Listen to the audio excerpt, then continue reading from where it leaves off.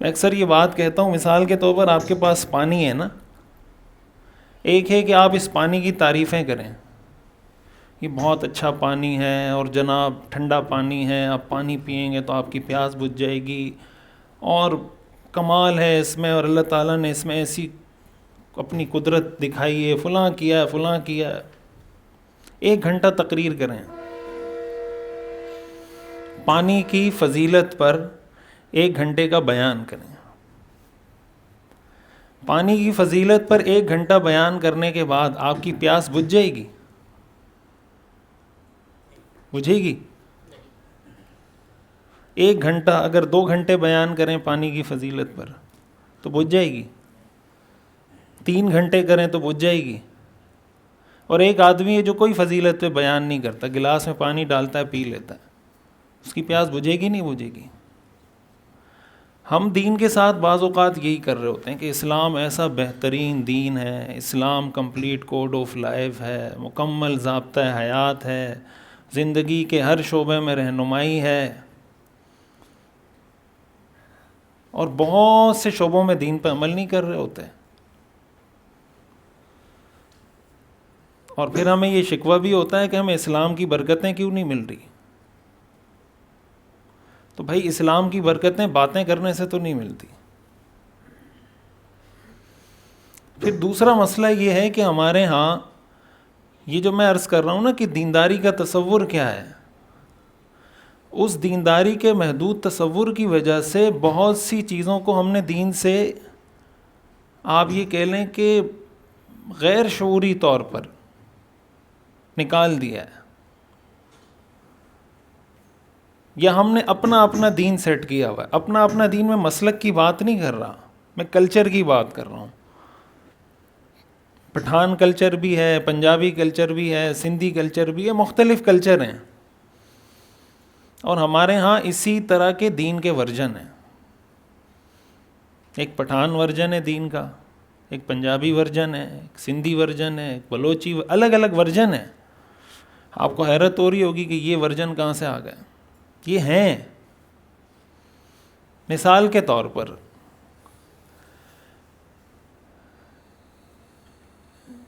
اگر آپ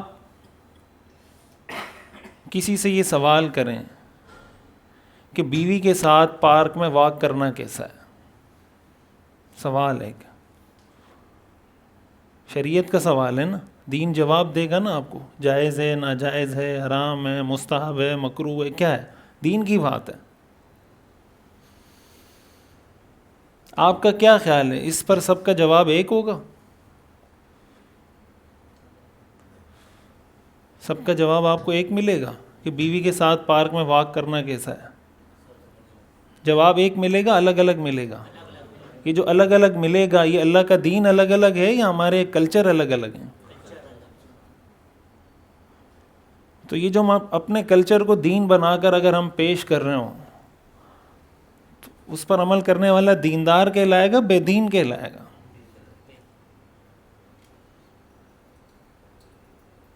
رسول اللہ صلی اللہ علیہ وسلم کے بارے میں آتا ہے نا کہ آپ جب سفر میں جاتے تھے، آپ سیرت جب پڑھیں گے تو آپ کو حضور علیہ الصلاۃ والسلام کی زندگی میں شاید ہی کوئی ایسا سفر ملے جس میں آپ کی اہلیہ آپ کے ساتھ نہ ہو، ازواج مطہرات میں سے کوئی زوجہ آپ کے ساتھ نہ ہو سفر میں.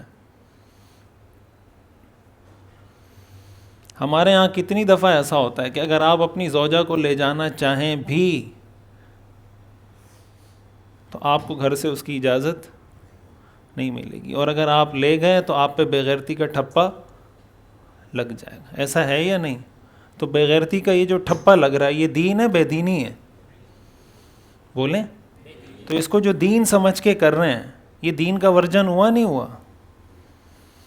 یہ دین کا اپنا ورژن ہوا نہیں ہوا کہ یہ والدین کی بات ہی نہیں مان رہا؟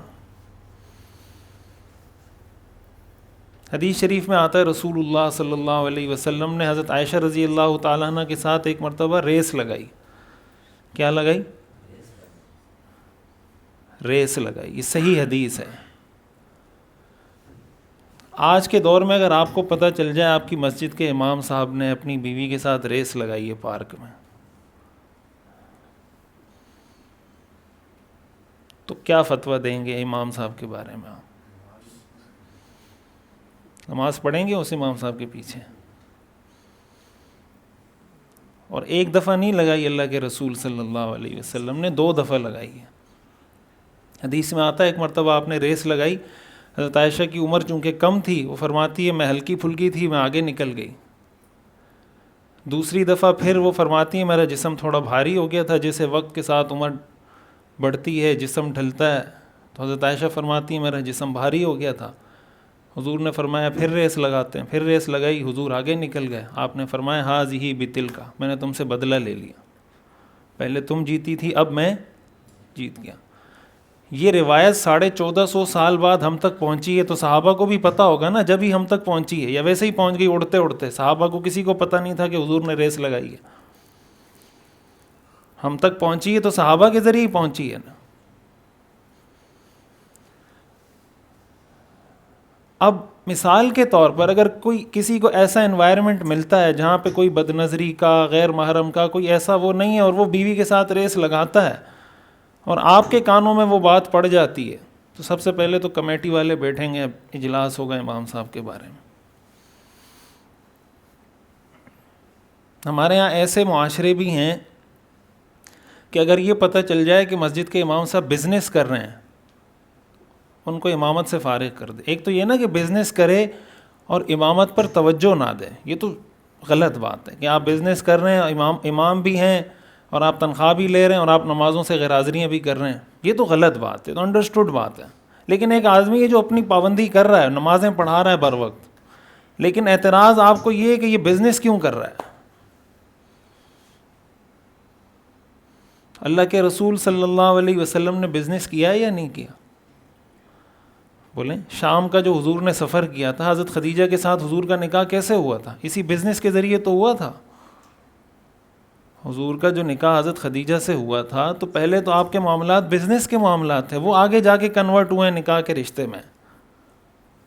تو شام آپ تشریف لے کر گئے، جس کو آج کی دنیا میں امپورٹ ایکسپورٹ کہا جاتا ہے۔ حضور علیہ الصلاۃ والسلام امپورٹ ایکسپورٹ کا کام کرتے تھے، کیا ہے آپ نے نہیں کیا؟ شام جانے کا کیا مطلب؟ کچھ ایکسپورٹ کر رہے ہوں گے کچھ، یہی مطلب ہے نا آج کی اصطلاح میں اگر اس کو بیان کریں گے۔